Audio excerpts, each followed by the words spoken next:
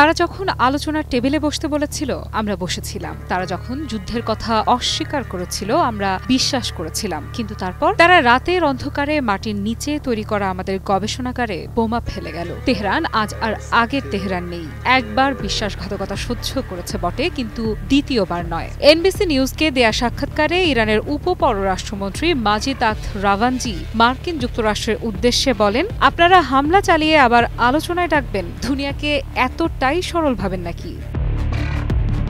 রাভানজি সরাসরি বলেন, ২২ জুনের হামলায় ইরানের পারমাণবিক কর্মসূচিতে গুরুতর ক্ষতি হয়েছে। এটি ছিল যুক্তরাষ্ট্রের জঘন্য আগ্রাসন, যার কোনো পূর্ব সতর্কতা ছিল না কোনো যৌক্তিক ব্যাখ্যা। অথচ তখন পরোক্ষভাবে ইরান যুক্তরাষ্ট্র আলোচনা চলছিল। কূটনৈতিক সৌজন্যকে তছনছ করে যখন বোমা ফেলে দেয়া হয় তখন আর কোনো বিশ্বাস থাকে না, থাকে শুধু প্রতিরোধ। তবু প্রতিশোধ নয়, ইরানের কণ্ঠে এখন আত্মসংবরণ। রাভানজি বলেন, আমরা আর পাল্টা হামলা করব না যতক্ষণ না আবার যুক্তরাষ্ট্র আগ্রাসনের পথ বেছে নেয়। কিন্তু এই সংযম যেন কোনো দুর্বলতা না ভাবা হয়, কারণ পরবর্তী মুহূর্তেই তিনি যুক্তরাষ্ট্রকে এক কঠিন প্রশ্ন ছুড়ে দেন, আপনারা যখন আলোচনা করছেন তখনই গোপনে হামলা চালান, তাহলে আমাদের নেতৃত্ব কিভাবে আপনাদের বিশ্বাস করবে? বিশ্বাস ভেঙে গেলে কূটনীতি আর থাকে না, থাকে কেবল প্রতিরক্ষা।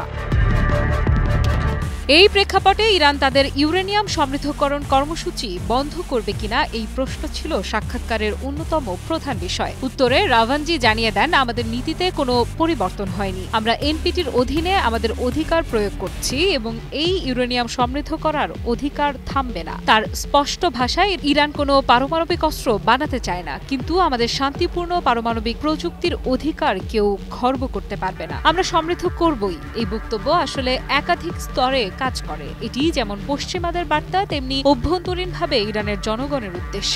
একদিকে তারা বলছে ইরান অস্ত্র চায় না, অন্যদিকে বলছে আত্মসমর্পণও করবে না। রাভানজি আরও বলেন, ইরান আলোচনায় প্রস্তুত সমৃদ্ধকরণের স্তর, সীমা ও পরিধি নিয়ে, কিন্তু সেই আলোচনা হতে হবে একদম সুনির্দিষ্ট শর্তে। আমরা চাই যুক্তরাষ্ট্র প্রমাণ করুক তারা আলোচনার সময়ে আর কখনো সামরিক শক্তি ব্যবহার করবে না। এই নিশ্চয়তা ছাড়া আমাদের নেতৃত্ব আলোচনায় বসার সিদ্ধান্ত নিতে পারবে না। এটি নিছক প্রতিক্রিয়া নয়, বরং একটি কৌশলগত দাবির রূপরেখা। যুদ্ধ ও কূটনীতির মাঝখানে যে সূক্ষ্ম দড়ি হাঁটছে তা এখন আর নিছক প্রতিরক্ষার প্রশ্ন নয়, এটি আন্তর্জাতিক বিশ্বাসযোগ্যতার প্রশ্ন। বিশ্লেষকেরা বলছেন, এই অবস্থান ইরানকে দুই দিকে সাহায্য করছে। একদিকে তারা আঞ্চলিক ও বৈশ্বিক শক্তিগুলোর কাছে দেখাচ্ছে যে তারা দায়িত্বশীল, অন্যদিকে তারা যুক্তরাষ্ট্রকে একটি নৈতিক ও কূটনৈতিক পরীক্ষার মুখে দাঁড় করাচ্ছে। আফরিদা ইফরাত, নিউজ 24।